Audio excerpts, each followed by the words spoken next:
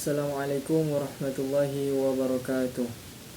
Perkenalkan, nama saya Muhammad Johansa. Saya dari kelas PAI A2 semester 3 akan menjelaskan bisnis plan yang saya buat. Bisnis plan yang saya buat yaitu tentang terima kos putra. Di sini bisa dilihat ada fasilitas seperti bangunan baru, lemari pakaian, kamar mandi, dan kasur. Biasa per bulannya itu saya buat 350.000 per bulan. Di bawahnya ada nama kos yaitu JJ Kos. Alamat Jalan IR Sutami kilometer 4 dan bisa dihubungi oleh nomor yang di bawah 0815 3488 3438. Selanjutnya pendahuluan. Latar belakang. Rumah kos atau biasa disebut dengan kos-kosan merupakan kebutuhan utama bagi mahasiswa, terutama para pekerja rantauan untuk menempuh pendidikan. Oleh karena itu, biasanya mahasiswa ataupun para pekerja dalam mencari kos-kosan pasti akan menyesuaikan dengan perekonomian mereka, karena tidak semua mahasiswa memiliki perekonomian yang tinggi, di mana mereka harus bisa menyeimbangkan antara pengeluaran uang makan, jajan, kos, dan lain-lain sebagainya. Itu semua harus dirincikan dengan baik agar uang yang dikirimkan oleh orang tua mereka cukup dalam 1 bulan agar bisa bertahan hidup. Perlu diketahui, dengan semakin banyaknya mahasiswa dan para pekerja yang datang merantau di suatu daerah, maka semakin banyak pula peluang untuk membuka usaha rumah kos. Karena masih kurang sekali pembangunan atau penyediaan rumah kos, terutama di daerah Tanjung Pinang dan sekitarnya. Oleh karena itu, penulis sangat berminat dalam membuka usaha rumah kos, walaupun membutuhkan biaya yang sangat banyak dalam usaha ini. Selanjutnya, visi dan misi bisnis rumah kos. Visi yaitu menjadi usaha terbaik dalam menyediakan rumah kos yang mengutamakan pelayanan dan kenyamanan bagi penghuni kos. Misi yang pertama itu ada menerapkan langkah-langkah dalam mengenalkan rumah kos kepada konsumen. Kedua, menyediakan tempat kos yang nyaman. Dan yang ketiga, selalu berkomitmen untuk menjaga kepercayaan konsumen. Rencana bisnis. Adapun alasan saya memilih bisnis rumah kos ini karena diketahui dengan semakin banyaknya mahasiswa dan para pekerja yang datang merantau di suatu daerah, maka semakin banyak pula peluang untuk membuka usaha rumah kos. Karena masih kurang sekali pembangunan atau penyediaan rumah kos, terutama di daerah Tanjung Pinang di sekitarnya. Oleh karena itu, sangat berminat dalam membuka usaha rumah kos, walaupun membutuhkan biaya yang banyak dalam usaha ini. Selain itu, terdapat ciri khas dari bisnis ini, yaitu dari segi nama kos yang bernama JJ Kos, yang mana JJ maksudnya diambil dari nama saya dan nama ayah saya, yaitu Johan Ja'far. Selain itu, terdapat keunikan dari kos dapat dilihat dari warna bernuansa hitam dan putih. Dalam bisnis kos ini juga terdapat keunggulan tersendiri, di mana listrik yang ditanggung oleh pemilik, terdapat kursi dan meja di ruang tamu, serta setiap hari Jumat pemilik kos akan memberikan nasi kotak kepada penyewa kos. Selanjutnya, rencana strategi pemasaran. Yang pertama itu ada gambaran umum bisnis, yaitu pertama segmenting. Bentuk usaha rumah kos adalah usaha kos-kosan. Adapun usaha ini merupakan usaha mandiri yang bergerak sebagai pelayanan jasa kos-kosan khusus putra, baik itu untuk mahasiswa, karyawan, dan umum. Dalam usaha ini ada pelayanan yang pemilik usaha berikan kenyamanan dan keamanan selama menyewa kos tersebut. Kedua, targeting. Dalam rencana bisnis, rumah kos ada beberapa target dalam membangun bisnis ini dekat dengan kampus, kantoran, dan pasar. Positinomin. Dalam hal ini membedakan antara JJ Kos dengan kos yang lainnya adalah nama dari kos tersebut. Selanjutnya, penawaran. Proyeksi penawaran dalam beberapa kamar dalam sebulan. Yang pertama ada unit kamar. Yang pertama ada 10 kamar. Harga per kamar 350.000. Strategi pemasaran bisnis rumah kos. Promotion. Dalam tahap ini, penulis menggunakan poster dan media sosial dalam mempromosikan rumah kos tersebut. Kedua, sales promotion. Promosi dilakukan di media sosial atau menawarkan langsung kepada pelanggan. Ketiga, public relation. Wirausaha melakukan promosi yang baik, yang mana menjelaskan bagaimana keadaan sekitar, fasilitasnya apa saja, berapa harga penyewanya, keuntungan memilih ngekos di tempat ini, dan lain sebagainya. Keempat, personal selling. Promosi melalui menawarkan langsung ke rumah-rumah atau pada suatu lembaga kepada konsumen agar menerima tawaran jasa kos. Yang kelima, physical evidence. Dapat mempromosikan dari penampilan dari fasilitas kos atau sarana dalam sarana penyewaan jasa kos. Oleh karena itu, dapat dilihat dari fasilitas yang disediakan, misalnya dapur, peralatan masak, token listrik, ruang tamu, meja, kursi, gorden, dan lain sebagainya. Rencana organisasi manajemen. Yang pertama, aspek organisasi. Nama rumah kos, JJ Kos. Bidang usaha, jasa penyewaan kamar. Jenis jasa, jasa penyewaan kamar kos-kosan. Alamat Tanjung Pinang dan sekitarnya. Nomor HP 0815 3488 3438. Aspek legal atau izin. Dalam menjalankan bisnis ini, terlebih dahulu meminta izin untuk membuat rumah kos khusus putra kepada RT dan juga RW di daerah tersebut. Selanjutnya, rencana bisnis rumah kos. Bisnis. Yang pertama, dimensi bisnis atau jasa.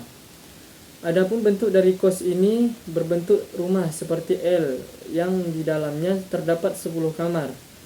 Di dalam kos ini terdapat dapur, alat dapur, kursi, meja, serta disediakan gorden, listrik, pump air yang luas tanahnya sebesar 20 meter, yang masing-masing kamar luasnya 3 meter, dapur 2 meter, ruang tamu 2 meter, kamar mandi 2 meter. Rumah kos ini berwarna hitam putih, masing-masing kamar berwarna putih, jendela dan pintu berwarna putih.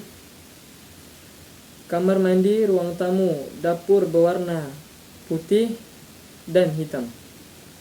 Adapun fungsi dari warna hitam dan putih melambangkan suasana kehidupan dan beberapa fasilitas yang diberikan berfungsi agar menarik konsumen. Kedua, nilai manfaat bisnis atau jasa. Manfaat inti. Adapun manfaat inti dari pump air, dapur dan peralatan kos lainnya berfungsi untuk menarik konsumen, agar konsumen mendapatkan fasilitas agar tidak banyak mengeluarkan dana. Selanjutnya, manfaat dasar.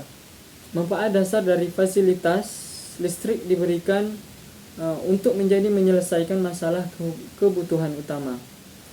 Selanjutnya, manfaat yang diharapkan. Manfaat yang diharapkan lebih dari sekedar pemenuhan kebutuhan dasar, misalnya peralatan dapur. Yang selanjutnya, manfaat di atas harapan. Manfaat yang dapat diberikan lebih dari yang diharapkan oleh konsumen, misalnya kursi, meja, dan gorden untuk memenuhi fasilitas. Yang terakhir, manfaat potensial. Adalah semua manfaat yang mungkin dapat diberikan lebih dari sekedar augmented benefit, misalnya peralatan dapur, token listrik yang bisa digunakan untuk jualan dan lainnya. Selanjutnya ada kegunaan fungsi jasa rumah kos. Yang pertama, proses bisnis. Adapun proses pembuatan bisnis dimulai dari menentukan rencana bisnis, rencana strategi, rencana pemasaran, rencana organisasi dan manajemen, rencana bisnis, dan rencana keuangan. Selanjutnya, kapasitas bisnis. Tahun 2027, rencana bisnis dalam unit 10 unit. Selanjutnya, tanah dan bangunan. Luas tanah 20 meter, masing-masing kamar luasnya 3 meter, dapur 2 meter, kamar 2 meter, ruang tamu 2 meter, serta dilengkapi fasilitas seperti gorden, dapur, dan peralatan dapur, meja dan kursi di ruang tamu, serta fasilitas token listrik dan pam air. Oleh karena itu, masing-masing kamar jumlah penyewaan sebesar 350.000 per bulan. Selanjutnya, pemasangan sarana penunjang. Jenis biaya pemasangan listrik, instansi listrik, jumlah biaya itu 2 juta. Selanjutnya, pemasangan instansi air, PAM, jumlah biaya 1 juta. Total 3 juta. Mesin dan peralatan. Nama peralatan. Pertama, kompor, jumlah unit 1, harga 150.000. Gas 1 unit 150.000. Kuali 1 unit 50.000. Keranjang 2 unit 40.000. Kursi 1 unit 150.000. Meja 1 unit 350.000. Dan gorden 10 unit 200.000. Total 1.090.000. Selanjutnya, biaya umum bisnis atau jasa. Jenis biaya umum. Pertama, pemeliharaan mesin dan peralatan sebesar 200.000. Pembelian listrik per bulan 150.000. Pemeliharaan bangunan 500.000. Total 800.000 rupiah. Selanjutnya, rencana keuangan. Pertama, strategi sumber pendanaan bisnis. Untuk merealisasikan rencana usaha, pasti akan dibutuhkan dana sebagai investasi awal. Dana tersebutlah yang akan diklasifikasikan atas dasar aktiva tetap yang berwujud seperti tanah, peralatan, dan lain sebagainya. Adapun aktiva yang berbentuk tidak tetap seperti biaya pendirian dan lain sebagainya. Adapun sumber pendanaan usaha rumah kos yang berasal dari dana sendiri maupun bantuan dana dari orang tua dan suami dan istri. Selanjutnya, proyeksi keuangan. Sumber pendanaan.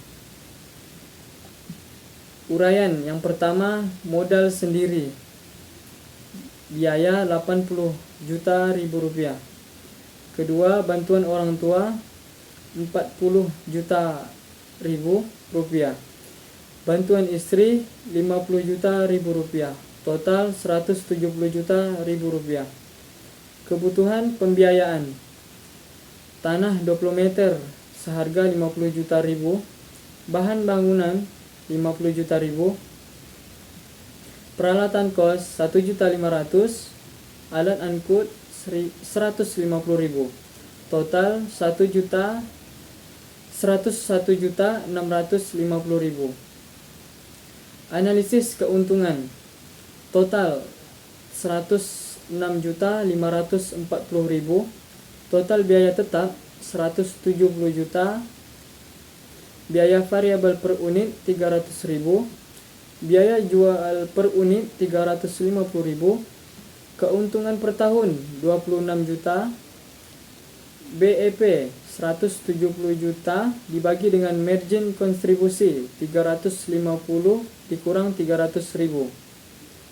BEP 170 juta dibagi 50.000. BEP 3.400.000. Selanjutnya, prospek masa depan usaha. Adapun dalam usaha ini yaitu rumah kos yang mana usaha ini tidak terlalu merepotkan. Hanya saja modal yang perlu digunakan begitu besar. Adapun keuntungan dari usaha ini memiliki usaha jangka panjang. Apabila dengan melihat harga tanah yang semakin naik, serta usaha ini akan menjadi usaha investasi ke depannya. Selanjutnya, analisis persaingan. Dalam menjalankan bisnis rumah kos tentu terdapat persaingan, yang mana persaingan tersebut mungkin bisa dilihat dari minat konsumen dalam mencari kos, yang mana konsumen akan melihat dari kenyamanan dan keamanan dari kos tersebut, serta semakin banyaknya yang memiliki bisnis yang sama. Namun hal tersebut bisa diatasi dengan meningkatkan tingginya permintaan dalam mencari kos, sehingga hal tersebut menguntungkan. Hambatan. Berikut beberapa hambatan yang bisa saja terjadi dalam bisnis rumah kos. Yang pertama, mungkin kurangnya perawatan dari penghuni kos tersebut. Kedua, munculnya biaya mendadak yang cukup tinggi terkait fasilitas tersebut. Dan kurangnya peminat.